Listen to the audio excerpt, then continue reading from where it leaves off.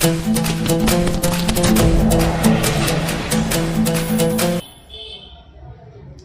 नमस्कार, प्रणाम। कैसे हैं आप लोग? आशा करते हैं आप सब बेहतर होंगे, स्वस्थ होंगे। आज का जो हमारा सेशन है, जहां हम समझने वाले हैं बहुत ही महत्वपूर्ण व्यापारिक मुद्दों को समझने वाले हैं, जिसका इनिशिएटिव हमारे केंद्र सरकार और हमारे राज्य के बिहार सरकार द्वारा लिया गया, जो बहुत ही गुणात्मक कह सकते हैं हम, बहुत ही उन्नत वाला वर्क है, उन्नत वाला काम है। एक व्यापारिक संबंध, एक राज्य का विदेशी से व्यापारिक संबंध बनाना बहुत ही महत्वपूर्ण है। उसी तरह से हमारे बिहार में पहली बार ऐसा होने जा रहा है कि हम लोगों ने 200 टन चावल को जो है कार्गो शिप के मदद से बिहार के पटना से जो है हम लोगों ने उसे भेजने का कोशिश किया है असम के गुवाहाटी में। तो ये न्यूज जो है काफी इंपॉर्टेंट हो जाती है। अगर हम किसी भी दृष्टिकोण से देखते हैं, किसी भी प्रोस्पेक्टिव से देखते हैं, ये न्यूज काफी इंपॉर्टेंट हो जाता है। जैसे कि अगर हम इसे खर्च के तौर पर देखें तो भी, अगर पर्यावरण के तौर पर देखें तो भी ये हमारे लिए बेनिफिशियरी होता है। इसी तरह से हम कई सारे अलग अलग कॉन्सेप्ट पे भी देख सकते हैं। ईंधन जो इस्तेमाल होता है इसमें, इसके भी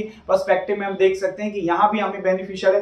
तो ये जो इनिशिएटिव लिया गया, ये जो कदम उठाया गया है हमारे बिहार गवर्नमेंट, हालांकि ये सारी चीजें केंद्र सरकार के द्वारा गति शक्ति योजना की ही तहत थी, लेकिन इसमें राज्य का आगे आना बहुत महत्वपूर्ण था। हमारे यहाँ कब से जो है इस पर विचार किए जा रहे थे। हालांकि पूरे देश में सबसे महत्वपूर्ण 13 ऐसे जगह स्पॉट किए गए हैं जहां से क्या किया जा सकता है कि जो जल परिवहन है इसका इस्तेमाल किया जा सकता है, जिसमें 2 सबसे महत्वपूर्ण था। और उस 2 में से एक पर अभी जो है पहली बार ये पहला एक्सपेरिमेंट किया गया, जिसके मदद से हम पटना से जो है अपना देश के राज्यों को छोड़कर पटना से पश्चिम बंगाल और पश्चिम बंगाल से बांग्लादेश जाने के बाद जो है वो असम के गुवाहाटी जाएगी। तो ये बहुत ही महत्वपूर्ण हो जाता है। और ये क्यों महत्वपूर्ण हो जाता है, मैं 1 बाय 1 आपको सबके बाद। अगर हम पर्यावरण दृष्टिकोण से देखें तो सबसे पहले हमें ये देखने को मिलता है कि इससे जो हमारे पर्यावरण में जो प्रदूषण फैल रही है, जैसे आए दिन गाड़ी की संख्या बढ़ रही है, एक जगह से दूसरी जगह जाने के लिए नेशनल हाईवेज बनाए जा रहे हैं, उस पर लाखों की संख्या में गाड़ी चलती है,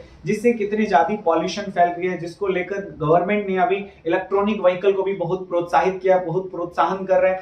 तो इन सब चीजों से क्या हो सकता है कि जैसे कि हम जब भी हजारों के टनों की संख्या में क्या करते हैं, हजारों टन की संख्या में जब एक सामान को दूसरी जगह पे इंपोर्ट करते हैं, तो उसमें क्या होता है कि कई हजार लीटर ईंधन भी जल जाते हैं, जो एक पॉल्यूशन का कारण बनता है। तो अगर इसका इस्तेमाल अगर हम वाटरवेज के थ्रू करेंगे, जल मार्ग के थ्रू करेंगे, तो पॉल्यूशन सबसे कम होगा। अगर हम दूसरी ईंधन खपत की बात करें तो ईंधन खपत भी हम तीनों वेज की बात करें, अगर रेलवे की बात करें, रोड की बात करें और इसके बाद वाटरवेज की बात करें, तो वाटरवेज में सबसे ज्यादा कम है। मैं आपको एक डेटा बताता हूं ताकि आप इसको बेहतर तरीके से समझ सकें।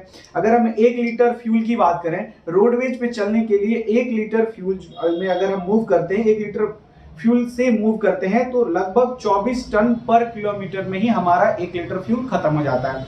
वहीं अगर हम रेलवे की बात करते हैं तो ये 95 टन पर किलोमीटर मूव कर सकता है 1 लीटर फ्यूल में। लेकिन वहीं अगर हम इनलैंड वाटर की बात करें, यानी कि वाटरवेज की बात करें, तो ये हमें 215 टन पर किलोमीटर देता है 1 लीटर फ्यूल में। तो इससे आप समझ सकते हैं डिफरेंस, जहां रोडवेज पे हमें 25 टन किलोमीटर मिलता है और अगर हम रेल की बात करें 95 मिलता है, और वहीं अगर हम इनलैंड वाटर की बात करें दैट गिव्स अस 215 टन पर किलोमीटर। तो इतने लंबे डिफरेंस है, जिससे हम क्या कर सकते हैं, ईंधन खपत को भी क्या कर सकते हैं, कम कर सकते हैं। वहीं अगर हम दूसरी चीज देखें, ट्रैफिक की बात करें, तो ट्रैफिक पर्सपेक्टिव से भी ये बहुत इंपॉर्टेंस है कि वहां पे ट्रैफिक लगने के कोई चांसेस नहीं है। और जैसे हमारे रोड पे जो ट्रैफिक लग रहा है, वो जो यहाँ से सामान का एक्सपोर्ट इंपोर्ट की वजह से जो भारी संख्या में ट्रक आते हैं, जिनकी वजह से रोड क्या होता है, स्टक हो जाता है, लोग फंस जाते हैं कई कई घंटों तक। तो अगर वो सारे सामानों का एक्सपोर्ट इंपोर्ट जल के माध्यम से होगा, तो रोड पे जो है भीड़ लगने के चांसेस कम हो जाएंगे, जाम कम लगेगा, ट्रैफिक से भी हमें छुटकारा मिल सकता है। तीसरा पर्सपेक्टिव, अगर हम फ्रेट देखें, इसमें लगने वाले किराए की बात करें, तो किराए में भी बहुत कमी आएगी। जिस ट्रक को हम यहाँ से बांग्लादेश के लिए, पश्चिम बंगाल के लिए, बांग्लादेश नहीं पश्चिम बंगाल के लिए बुक करते हैं, तो 80 से 90 हजार रुपए हमें लगते हैं एक ट्रक सामान को यहाँ से वहां इंपोर्ट करने में। वो मैच 20 to 30,000 ही लगेंगे। जैसे कि मैं आपको एक डेटा और बताता हूँ, जैसे रेलवे से अगर हम पर टन की बात करते करते हैं तो 1.36 रुपीज लगता है पर टन किलोमीटर के हिसाब से। अगर हम हाईवेज की यानी कि रोडवेज की बात करें तो 2.50 अप्रोक्सीमेटली 2.5 रुपीज के आसपास लगता है पर टन किलोमीटर। लेकिन वहीं अगर हम वाटरवेज की बात करें it just cost only 1 rupees per ton kilometre. तो ये डिफरेंस हमें यहाँ पे फ्रेट में भी देखने को मिलता है। तो हमें पैसे भी कम खर्च होंगे और बहुत ही आसानी से हम एक जगह से दूसरे जगह सामान को भेज सकते हैं। अगर हम अगले प्रोस्पेक्टिव डेवलपमेंट की बात करें तो डेवलपमेंट किसी राज्य का किसी दूसरे देश से के साथ कनेक्शन होना ये डेवलपमेंट का सबसे बड़ा स्रोत होता है। अगर हमारे देश में बिहार का संपर्क अगर बांग्लादेश से हो जाए या और भी कई सारे देश हैं, जैसे कि अगर हम एक बार बंगाल की खाड़ी में निकल गए वहां से हम इंडोनेशिया भी जा सकते हैं, मलेशिया जा सकते हैं, सिंगापुर जा सकते हैं, मतलब बिहार के सामानों को एक्सपोर्ट कहीं भी कर सकते हैं। अगर बिहार में धीरे धीरे डेवलपमेंट आएगी, इंडस्ट्रीज आएगी तो यहाँ से हम सामान को इंडोनेशिया हो गया, ताइवान हो गया, जैसे ताइवान में सिलिकॉन वगैरह दिखता है, सिलिकॉन वगैरह हम यहाँ पे ला सकते हैं आसानी से। अब चाइना से भी सामान यहाँ पे ला सकते हैं, बिहार तक आ सकता है बहुत ही आसानी से, नॉट इवन इन बिहार, ये यूपी तक जा सकता है। तो ये सारे क्या होंगे, जैसे ही ये रास्ता हमारा बन जाएगा, वाटरवेज की जैसी डेवलपमेंट आगे बढ़ेगी तो ये हमें बेनिफिशियल मिलेगा डेवलपमेंट में भी। और ये निश्चित तौर पर है अगर ये वाटरवेज का इस्तेमाल निरंतर रूप से किया जाए तो 100% श्योर है कि बिहार और इवन बिहार वाले जो जल मार्ग के बीच में आने वाले तमाम शहर हैं वो बहुत ही बेहतरीन तरीके से डेवलप कर जाएंगे।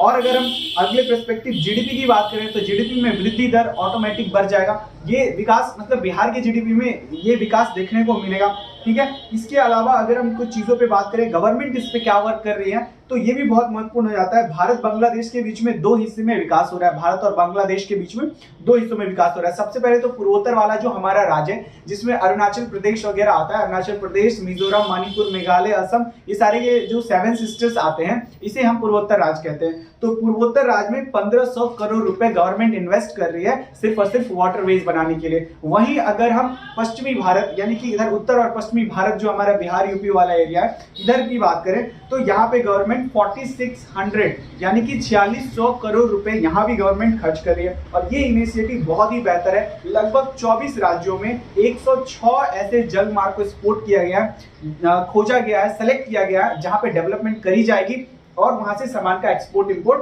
किया जाएगा। तो आशा करते हैं कि जो प्रधानमंत्री हैं उनके जो ये पीएम गति शक्ति योजना है उसमें राज्य का और हमारे देश में विकास के लिए प्रधानमंत्री का इस सहयोग को आप सब भली भांति इस सहयोग से परिचित हुए होंगे, आप जरूर इसकी सराहना करेंगे। तो इसमें जिम्मेदारी हमारी भी बनती है कि हम अपने गंगा नदी में गंदगी होने से बचाएं, गंदगी को फैलने से बचाएं और जितना ज्यादा हम सपोर्ट करेंगे विकास उतनी जल्दी हमें देखने को मिलेंगी। तो होप आप सबको ये बातें पसंद आई होगी। अगर पसंद आई ये न्यूज आपको और हमारा रिपोर्टिंग अच्छा लगा तो लाइक शेयर सब्सक्राइब जरूर करें, एज पॉसिबल एज सपोर्ट करें। आज यही साइन ऑफ करते हैं दोस्त, मिलते हैं नेक्स्ट सेशन में। थैंक यू सो मच, जय हिंद।